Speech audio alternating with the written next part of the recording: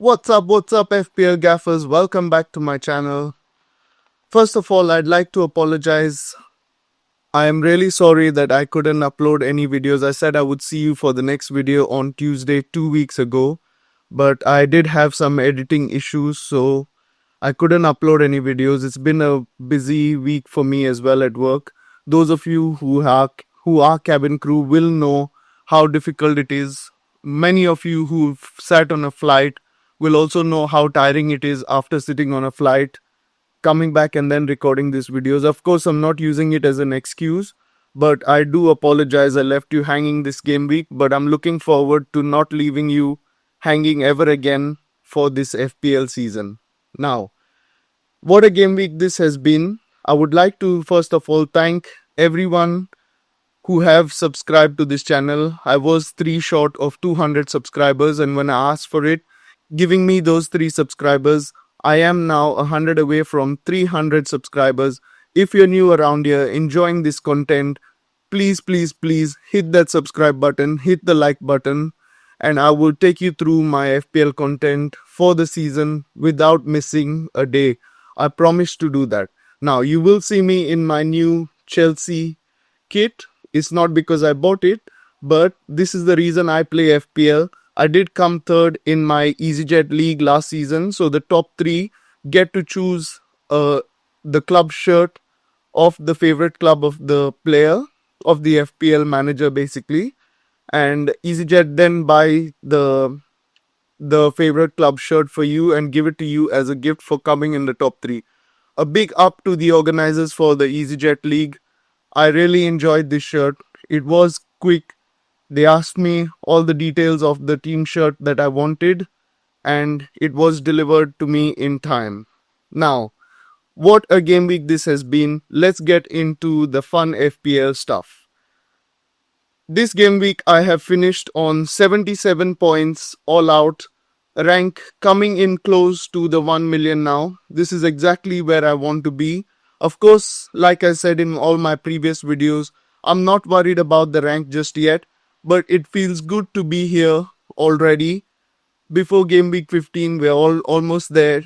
It's all about now keeping control of the rank. Like I said, I'm not worried about it, but if I'm here, I might as well keep control of it while being here. So, my first player is Robert Sanchez. Of course, didn't have a great week. Chelsea didn't start the game well. For some reason, Chelsea started the game against Brentford away, playing like they've already taken the lead or were leading by 2 or 3 goals. They did win the ball quite high up, but instead of going forward to score, just started playing back all the time. I know it wasn't the full strength squad. Esteban missing because of illness late. Had to rest some players. Champions League coming into play now, so players will be rested. That's why didn't have a good start. What a bad first half it was for Chelsea, conceding to Kevin Schade in the first half, wiping out Robert Sanchez clean sheet. Of course, Robert Sanchez came up with 3 brilliant saves, otherwise Chelsea could have actually lost that match. But once the first half was over, the substitutions were on. I think Maresca brought on Cucurella, Reece James, and Cole Palmer, who made the difference. You could see the tempo in the game rising straight away right from when the substitutions were made, which is why Chelsea then started playing the football they should be playing in the second half. My next player is Robert Sanchez, then coming up with 2 points, of course. My defense coming up with the goods in Mickey van der Ven. Got the clean sheet. Dominant performance from Tottenham Hotspur showed why their defense is improving. He then goes and gets a goal as well, a right-footed shot to the bottom corner of Hermansen's goal against West Ham. Gets a 14-pointer, gets the bonus, and my team is climbing up the ranks because of Mickey van der Ven. Very lowly owned, which is why I am next to the top 1 million in my rankings. My next defender I'm going to talk about is Anderson from Fulham. 1-0 win against Leeds. Did keep the clean sheet, got the DEFCON points. and also picked up 2 bonus points, in total making that 10 points for my team.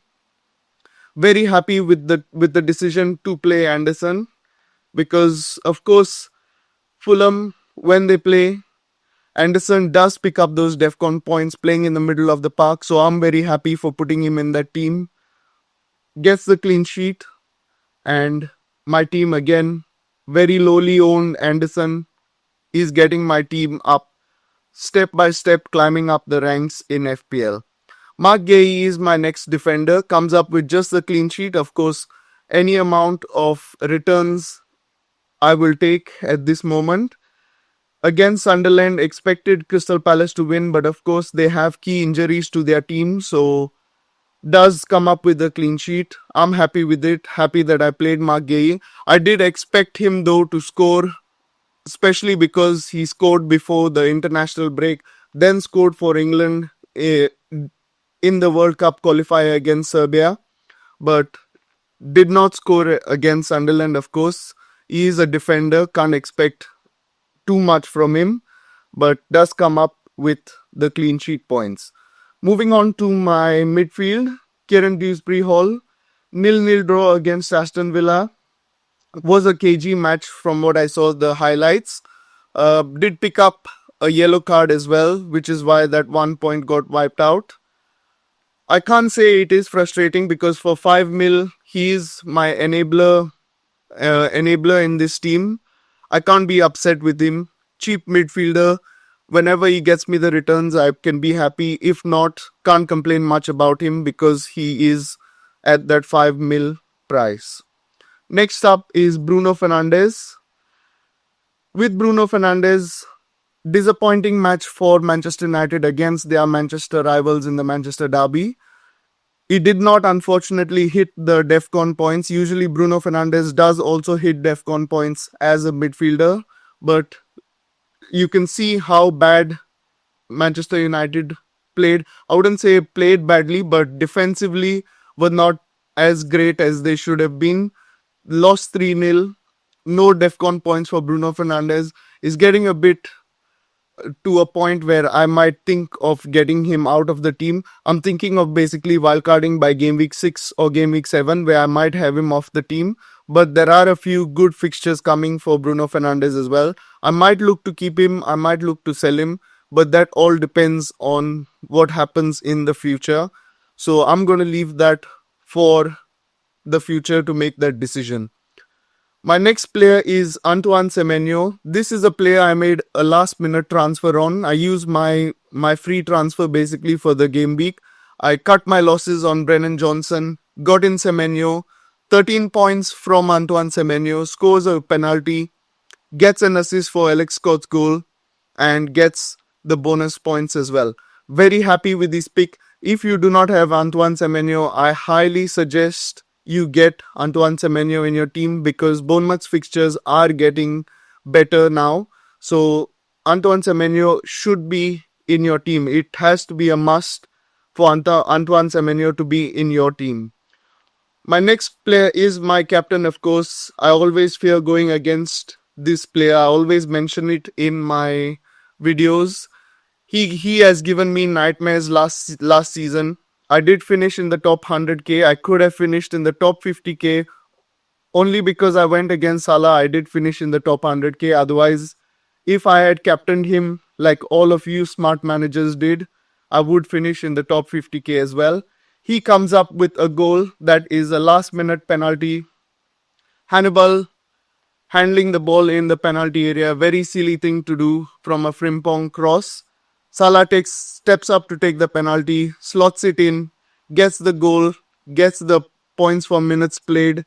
This was literally in added time, like 90 plus 3 minutes from the added time of an extra 5 minutes. Liverpool again scoring late to get all the 3 points. But Salah picking up just 1 bonus point, which puts him on 18 points in total for my team as a captain. Moving on to my strikers, João Pedro. What can I say about João Pedro? Heads the ball back to Cole Palmer for the equalizer. He is a bonus points magnet, I must say. He has been a bonus points magnet when he was at Brighton. I have noticed this. So does pick up the assist, 2 points for minutes played, and the 2 bonus points for assisting the goal basically to Cole Palmer. My next pick was Richarlison. Of course, they did play in a high altitude match. He did play in a high altitude match for Brazil, which is why I think Thomas Frank did manage his minutes. Started off with Tell. West Ham did look like the old West Ham from the start of the season. If Richarlison had started, I think he would have chipped in with a goal or two, but unfortunately, because they played late and a high altitude match, he was rested to manage his minutes, especially due to the injuries that could occur due to these high intensity matches. He did come off the bench, gets me only 1 point, and in the future, I might just keep him for one more game week and then maybe look to sell him, as I am looking to get Erling Haaland in this team. My next pick was Ollie Watkins. Still continues to frustrate me. Of course, he's got Sunderland in the next fixture, which is why I'm going to give Ollie Watkins the last chance in this team. It is very frustrating to see that Villa are not up to the mark, not playing the way they were playing last season. It was a Villa were playing brilliant football last season. This season they seem to have dropped off completely. No service to Ollie Watkins, hardly making any chances, and which is why he's come up with just 2 points in my team. On the bench, I have Martin Dubravka. Of course, lost his clean sheet through the Salah penalty. At a stage, I was thinking, did I make a mistake by keeping Dubravka on the bench? Of course not. He did play well. Burnley was so stubborn in defense until that silly handball from Hannibal got Liverpool the penalty to score the winner in the 93rd minute. Next up on the bench was Diouf. Again, played Tottenham Hotspur, conceded 3 goals, came up with just 1 point, happy that he was on the bench. And I had also Nico Williams as my second defender on the bench, comes up with 0 points, conceded 3 to Arsenal again. New manager bounce. Of course, it was Ange Postecoglou's first match. Nico Williams and Nottingham Forest didn't look as strong in defense, so I might look to sell him. But if I am going to wildcard very soon, I think I will keep him for this game week, especially because they're playing Burnley away again. I might look to keep him just for this Burnley fixture and then maybe look to wildcard him out. And then for my final pick in on the bench was Potts. Again, no appearance, and comes up with 0 points. That is all for today, guys. I extremely apologize for having no content for the last week. Sorry for leaving you hanging. I will do my best for this not to happen again.